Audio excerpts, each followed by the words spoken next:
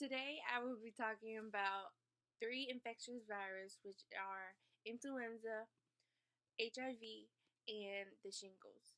I will be listing where they originate from, how they are contracted, what are the short term and long term impacts, and how to best treat them. The first one I will be talking about is influenza. It is said that the influenza originated from birds, pigs, and horses, and then the animals gave it to the humans. The first record of influenza, also known as the flu, showed up around 1580. From then on, there were many pandemics, such as the Spanish flu in 1918 and the Asian flu in 1957. The flu can be contracted from person to person. So if you're in close contact with someone, you're touching them and you're drinking after them, then you contract it. And it's also airborne, so it can be spread through the air from like sneezes and coughs and when people talk through the air. Some short-term symptoms of the flu are high fever, runny nose, sore throat, muscle pains, headaches, coughing, and fatigue and dehydration. And then some long term impacts could be after having the flu, you could get bacterial pneumonia, and then you could have a very weak immune system for a while and a weak heart and lungs.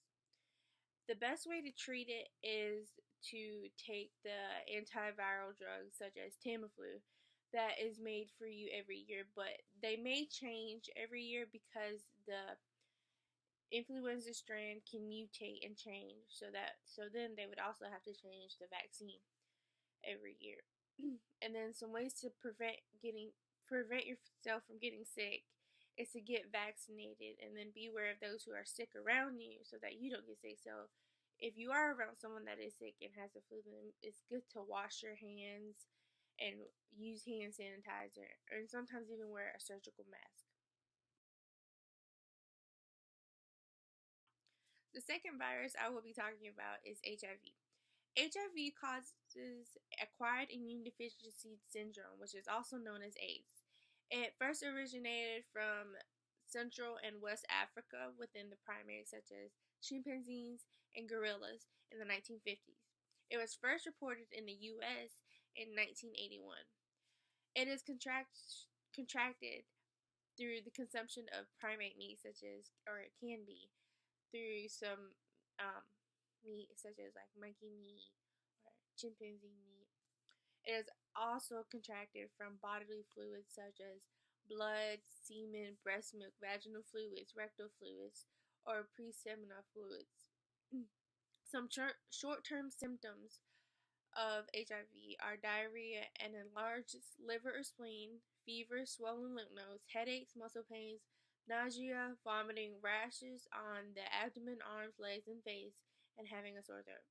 Some long term effects are a fever and sweats, herpes infections on which cause a herpes infection, which can cause a severe mouth, genital, or anal sores, shingles, rashes, or flaky skin, short-term memory loss, or weight loss. So currently, there isn't a cure to treat HIV, but there are some medications that can help relieve the symptoms, such as diadenosine and stavudine. Some ways to prevent getting HIV is to get tested and then get, like, before you have sex, get your partner tested and to use condoms and to do not inject drugs or share needles. The last virus I will be talking about is the shingles. The origin of the shingles was first discussed in 1831, where it was said to believe that the shingles was carried by the dorsal root ganglion or the spinal ganglion. The shingles cannot be given to someone, but someone with the shingles can transmit the varicella zoster virus to another person who is not immune to the virus, and they would end up developing the chickenpox. And after having chickenpox, you can develop the shingles. Some short-term symptoms of having the shingles is having pain, burning, numbness, tingling, being sensitive to touch, fluid-filled blisters, itching, headaches, fevers, sensitivity to light, and fatigue.